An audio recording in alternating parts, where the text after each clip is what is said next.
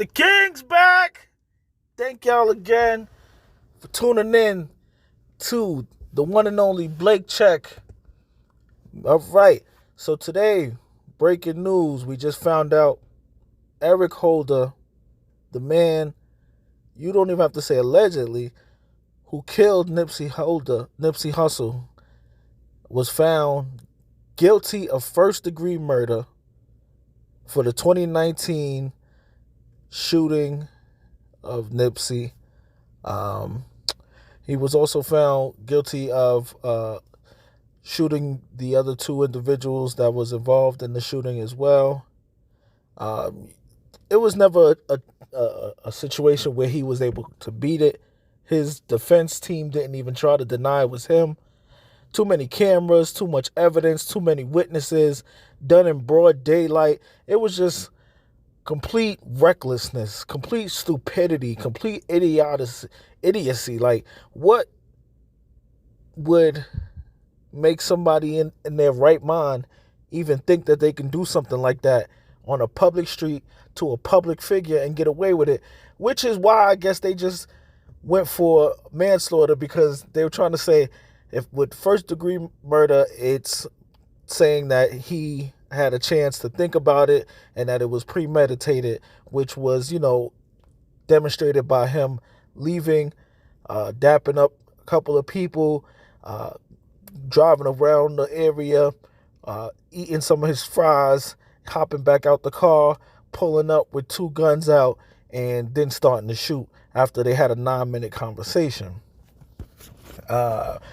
His defense team was like, because Nipsey never used the word snitch, we've never were able to verify Nipsey using the word snitch, but because Eric Holder felt as though Nipsey was calling him a snitch, we don't know if it was a combination of that, plus the woman that he was dealing with at the time seemed really excited to see Nip, so we don't know if that combination of that, her wanting to jump out, take a picture with Nip, who knows the thinkings and the inner workings of a twisted mind like this idiot's. But either way, they found him guilty.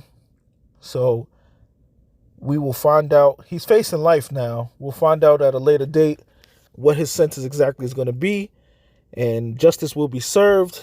And at that point, Nipsey will be able to finally rest in peace. And as far as street justice is concerned, about a week and a half, almost 2 weeks ago, he was assaulted, and we're waiting to see if any more street justice happens while he's in prison, and even after he gets out, if he ever gets out, what his life is going to be like, because there's going to be people who always going to have have a feeling about what he did and feel away and want to do something about what he did. But justice has been served. He's been found guilty, and we're just waiting to see what the sentence is next. Hey man, listen, be careful out there. It's serious out here, man. There's people out here with no sense that's willing to kill over nothing, willing to throw their life and your life away over nothing.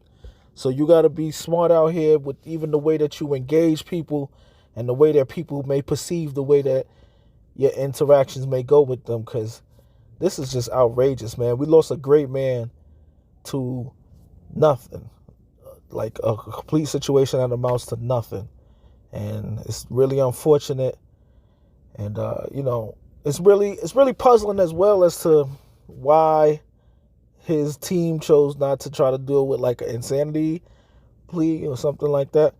But alas, we're here, because, he checked himself into the mental hospital afterwards. Like, you'd have thought that was the way he was going to go about it and try to claim that, he had mental issues. But they never presented that, it seemed, during the trial.